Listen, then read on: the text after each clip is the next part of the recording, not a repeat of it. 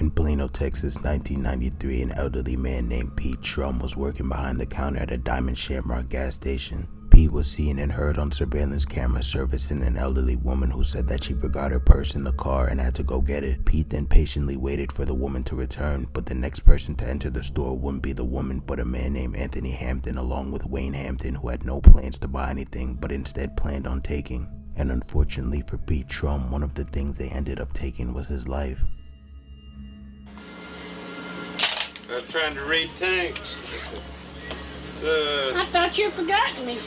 No, I usually takes about 20 minutes. I've got 6, 8, I got 48. I gotta put the gallons in the... I gotta go out the car and get my other purse. Okay, got the wrong purse? All right.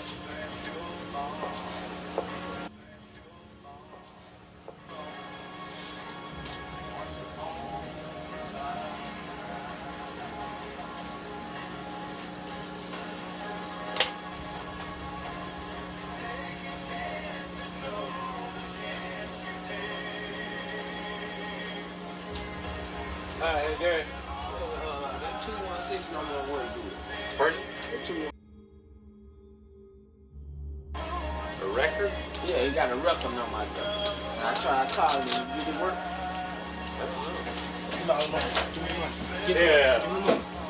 Give me the money. Open it up and give me the money. Hurry up. Give me the money. Where's the money?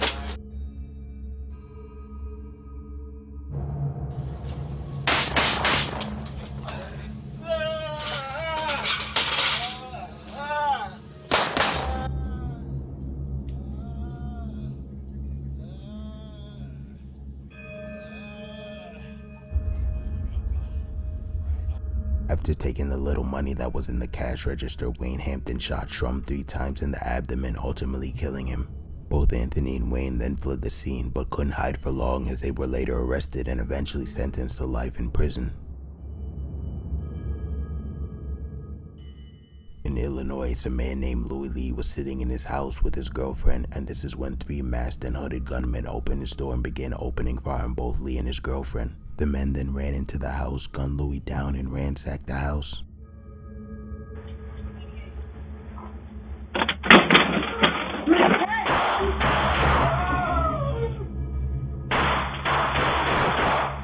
Stay down. Stay down. Stay down.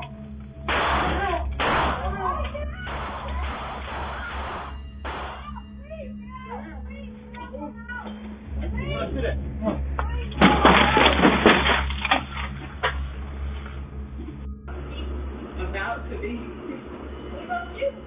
28.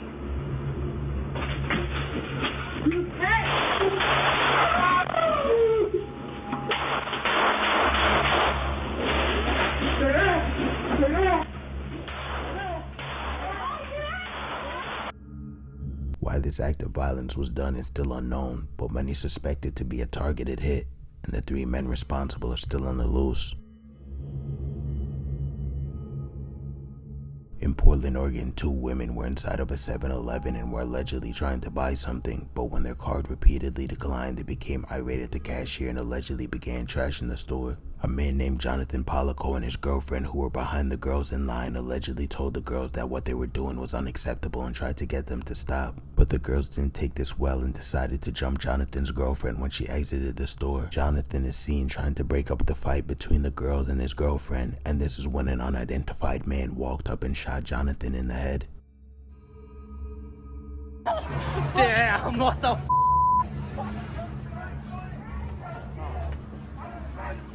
Hey, stop!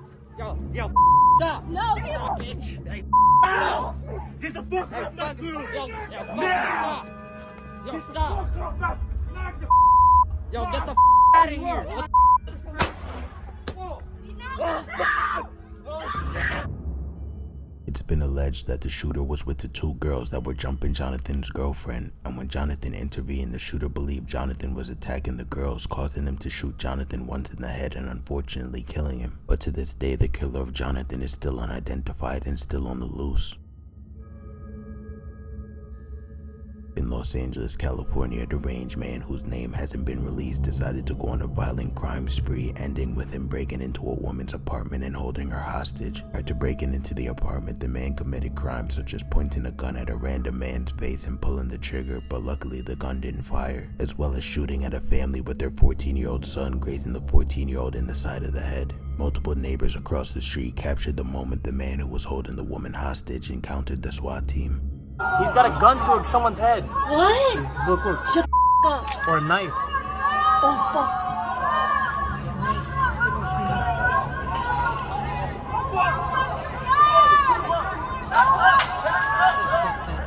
Okay, he has a gun to sell.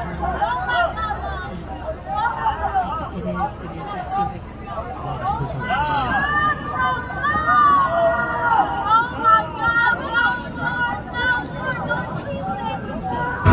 Oh shit! Oh shit! Oh shit! Hey, baby, get down.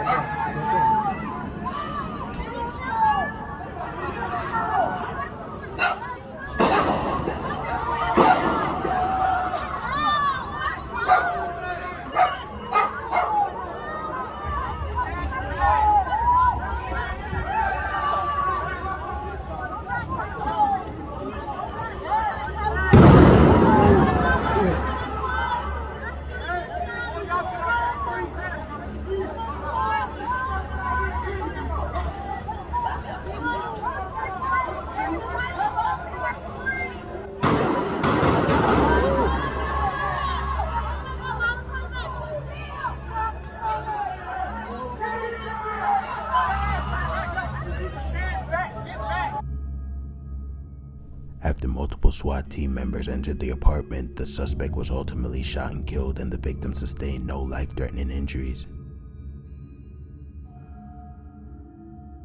Simon Gitney and Lisa Barnum were engaged and supposed to be getting married, but this marriage would never happen, as in July of 2011, Lisa fell from the 15th floor balcony at the couple's apartment. Simon claimed she fell by accident, but a security camera captured Simon dragging her through the hallway with his hand over her mouth, as well as him panicking in the elevator after she fell. Even though Gitney claimed he didn't throw his girlfriend to her death, the judge didn't buy his story, as the video of him forcibly dragging her didn't help his case, as well as the fact that neighbors said they heard a woman screaming for help before the fall. And ultimately, Simon Gitney was sentenced to 26 years in prison.